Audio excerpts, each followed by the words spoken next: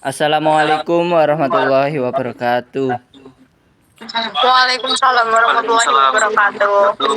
Kami dari kelompok 13 akan mempresentasikan hasil diskusi dari kelompok kami. Perkenalkan, nama saya Agung Fatihudin dengan NIM D1A023056 sebagai moderator, dan ada rekan saya Kamila Isyana Mutiara dengan NIM D1A02157, dan ada Adi Aksa Ilyas sebagai present yang penggeser slide dengan NIM D1A023040, dan selanjutnya ada Nabil Faras Ma'ali sebagai presenter yaitu dengan NIM D1A023090. Silakan kepada yang bertugas untuk mempresentasikan. Ada Nabil, silakan. Kita mulai presentasinya, yaitu diawali dengan daur glikolisis. Daur glikolisis yaitu glikolisis adalah jalur pemecahan glukosa menjadi pirufat dalam keadaan aerob atau asam laktat dalam keadaan anaerob. Glikolisis juga menyediakan substrat untuk produksi energi melalui pembentukan ATP serta substrat untuk jalur penyimpanan glikogenesis dan lipogenesis. Lalu ada 3 enzim kunci dalam glikolisis, yakni heksokinase, fosfofruktokinase, maupun pirufat kinase. Selain ketiga enzim kunci tersebut, terdapat enzim penting yakni glukoskinase yang mengkatalis perubahan glukosa menjadi glukosa 6-fosfat. Enzim-enzim tersebut merupakan protein yang dapat berinteraksi dengan logam berat, kadmium, dan Hg. Tahapan dari glikolisis yang pertama yaitu dengan merubah glukosa menjadi glukosa 6-fosfat. Kemudian glukosa 6-fosfat dirombak menjadi fruktosa 6-fosfat. Lalu selanjutnya fruktosa 6-fosfat dirombak menjadi fruktosa 1,6-fosfat. Lalu setelah itu terjadi perubahan yang menghasilkan ATP yang berasal dari fruktosa 1,6-fosfat menjadi 2 molekul 1,3 asam difosfogliserat. Lalu setelah itu berturut-turut menjadi 3 asam fosfogliserat, 2 asam fosfogliserat, dan asam fosfoenol pirufat. Selanjutnya asam fosfoenol pirufat menjadi asam pirufat. ATP yang terbentuk yaitu sejumlah 4 ATP. Dengan demikian hasil akhir energi oleh seluruh proses glikolisis hanya 2 molekul ATP untuk masing-masing glukosa yang dipakai. Lalu selanjutnya ada transport elektron dan fosforilasi oksidatif. Rantai transport elektron dalam mitokondria merupakan tempat terjadinya fosforilasi oksidatif pada eukariota. NADH dan suksinat yang dihasilkan pada siklus asam sitrat dioksidasi akan melepaskan energi untuk digunakan oleh ATP sintase.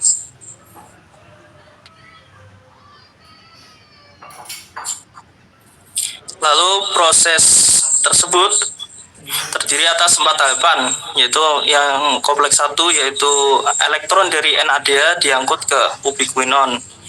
Lalu yang kedua yaitu kompleks 2 yaitu elektron dari suksinat diangkut ke ubiquinon. Kompleks 3 yaitu elektron dari ubiquinol diangkut ke sitokrom C. Dan yang terakhir kompleks 4 yaitu elektron dari sitokrom C diangkut ke oksigen lalu menghasilkan air atau H2O. Fosforilasi oksidasi. Fosforilasi oksidasi adalah proses di mana energi yang dihasilkan dari transport elektron digunakan untuk menghasilkan ATP melalui sintesis fosforilasi ADP. Proses ini terjadi ketika NADH dan FADH2 dioksidasi melalui transport elektron, lalu menghasilkan energi yang digunakan untuk menghasilkan ATP melalui ATP sintase, yaitu pada kompleks 4. Selanjutnya ada masuknya metabolit ke dalam mitokondria. Proses masuknya metabolit ke dalam mitokondria adalah bagian penting dari metabolisme seluler. khususnya dalam produksi energi melalui respirasi seluler. Lalu pengertian dari metabolit sendiri adalah setiap zat yang terlibat dalam metabolisme, baik sebagai produk metabolisme atau yang diperlukan untuk proses metabolisme itu sendiri. Lalu mitokondria yaitu disebut sebagai the powerhouse of the cell atau mesin pembangkit energi pada sel.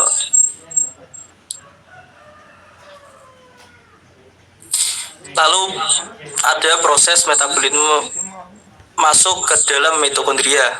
Yang pertama yaitu glikolisis yang bertempat pada sitoplasma. Glikolisis merupakan proses di mana satu molekul glukosa dipecah menjadi dua molekul yang hasilnya yaitu 2 ATP, 2 NADH, dan 2 pirufat. Lalu yang kedua yaitu transportasi pirufat ke mitokondria. Pirufat dari sitoplasma akan diangkut ke dalam mitokondria melalui transporter spesifik pada membran mitokondria luar dan dalam. Lalu yang ketiga ada oksidasi pirufat yang bertempat pada matriks mitokondria. Pirufat akan diubah menjadi asetil koenzim A melalui dekarboksilasi oksidatif oleh kompleks enzim pirufat dehidrogenase yang menghasilkan 2 asetil koenzim A, 2 NADH, dan 2 CO2.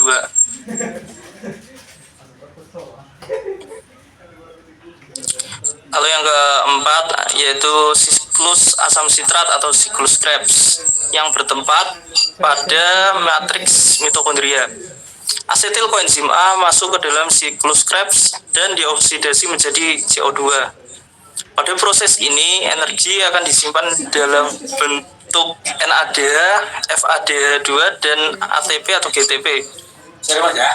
Hasil dari siklus asam sitrat yaitu 6 NADH, 2 FADH2, 2 ATP atau GTP, dan 4 CO2. Lalu yang kelima yaitu rantai transport elektron dan fosforilasi oksidatif yang bertempat pada membran dalam mitokondria. NADH dan FADH2 yang dihasilkan dari glikolisis, oksidasi pirufat, dan siklus Krebs akan mengalirkan elektronnya melalui rantai transport elektron. Energi dari transport elektron ini akan digunakan untuk memompa proton ke dalam ruang antar membran yang menciptakan gradien proton. Proton kemudian kembali ke matriks mitokondria melalui ATP sintase, lalu menghasilkan ATP dari ADP dan PI. Lalu yang keenam ada total hasil energi, yaitu dari glikolisis tadi ada 2 ATP, lalu dari siklus Krebs yaitu 2 ATP, dari fosforilasi oksidatif sebanyak 34 ATP, dan total ATP yaitu 38 ATP per molekul glukosa.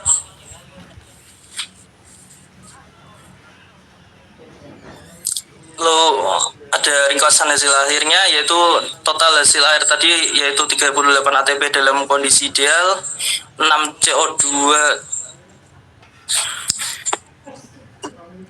yang dilepaskan sebagai produk limbah, lalu 10 NADH dan 2 FADH2 yang teroksidasi kembali untuk digunakan dalam glikolisis dan siklus Krebs.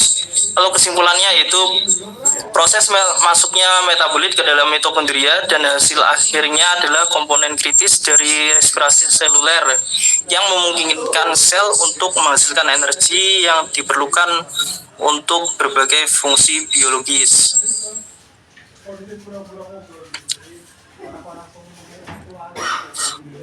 Lalu pembahasan yang terakhir yaitu total energetika dari glikolisis dan pernafasan. Pada proses glikolisis, satu molekul glukosa yang memiliki 6 atom karbon pada rantainya akan terpecah menjadi produk air berupa 2 molekul pirufat yang memiliki 3 atom karbon. Selain menghasilkan produk air berupa molekul pirufat, proses glikolisis akan menghasilkan molekul ATP serta molekul NADH, yaitu sebanyak 1 NADH dan 3 ATP. Molekul ATP yang terbentuk ini kemudian akan diekstrak oleh sel-sel tubuh. Lalu melalui proses glikolisis tersebut terdapat 4 buah molekul ATP, 2 molekul NADH sebanyak 6 ATP akan dihasilkan dengan mengonsumsi 2 molekul ATP sehingga total 8 ATP yang akan terbentuk.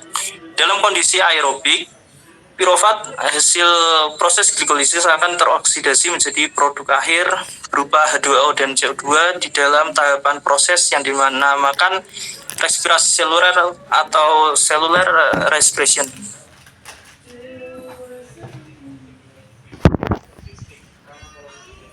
Lalu secara keseluruhan proses metabolisme glukosa akan menghasilkan produk samping berupa CO2 dan H2O. Karbon dioksida dihasilkan dari siklus asam sitrat atau siklus Krebs, sedangkan air atau H2O dihasilkan dari proses rantai transport elektron. Melalui proses metabolisme energi, kemudian akan dihasilkan dalam bentuk ATP dan kalor panas yang merupakan inti metabolisme energi. Terima kasih, saya kembalikan ke moderator. Tadi adalah presentasi dari kelompok 13 yang diwakilkan oleh Nabil Faras. Untuk selanjutnya, Mic-nya. maaf mikrofonnya belum nyala. Berikut tadi adalah hasil diskusi dari kelompok kami, yaitu kelompok 13. Untuk selanjutnya ada pertanyaan. Silakan angkat tangan dan sebut nama, NIM, dan kelompok. Kalau aku sih malu, Bil. Ya, Dwi Azahra silakan, dan untuk Kamila sebagai notulensi bisa mencatat ya. Baik, untuk Dwi Azahra dipersilahkan. Oke. Saya Dwi Zara dengan NIM 222 dari kelompok 2D. Izin bertanya, berapa jumlah ATP yang dihasilkan dalam proses glikolisis dan bagaimana energi dari NADH dan FADH2 digunakan untuk menghasilkan ATP melalui fosforilisasi oksidatif? Terima kasih. Baik, terima kasih Mbak Dwi Azahra. Untuk selanjutnya kami tampung dulu pertanyaan dari Dwi Azahra. Selanjutnya ada yang bertanya. Mbak Natasha Aditya, silakan berikan pertanyaan dan sebutkan nama, NIM, kelompok. Saya Natasha Aditya Wijaya, NIM 163 dari kelompok 1. Izin bertanya, apa yang menjadi produk akhir dari proses glikolisis dan bagaimana hasilnya diubah dalam kondisi aerobik? Terima kasih pertanyaannya. Sebentar ya, kami proses dulu untuk jawabannya. Dari teman-teman, apakah ada yang siap untuk memberikan jawaban dari kedua pertanyaan tersebut?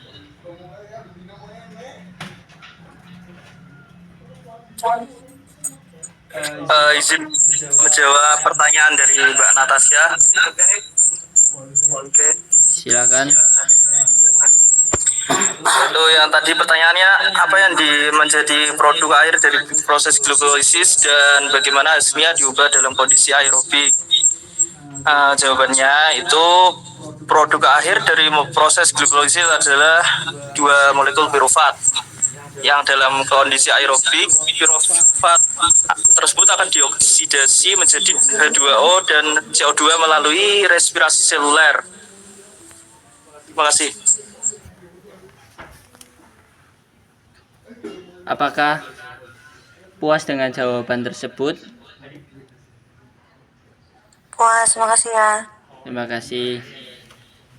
Untuk selanjutnya pertanyaan dari Dwi Azahra. Dari teman-teman ada yang mau menjawab?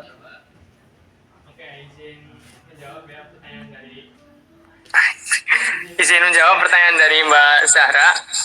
Jawabannya itu proses glikolisis menghasilkan 2 ATP secara langsung dan 2 NADH dengan konversi NADH menjadi ATP melalui fosforilasi oksidatif. Setiap NADH menghasilkan 3 ATP, sehingga total ATP yang dihasilkan dari NADH adalah 6 ATP. Jadi total ATP yang dihasilkan dari glikolisis adalah 8 ATP.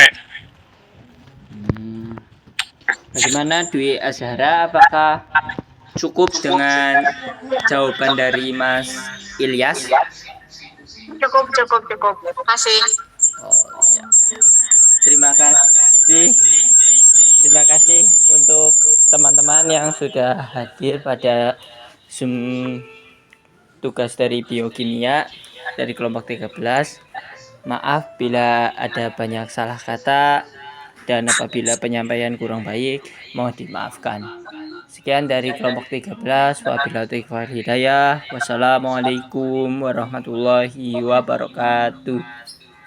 Waalaikumsalam warahmatullahi wabarakatuh. Waalaikumsalam.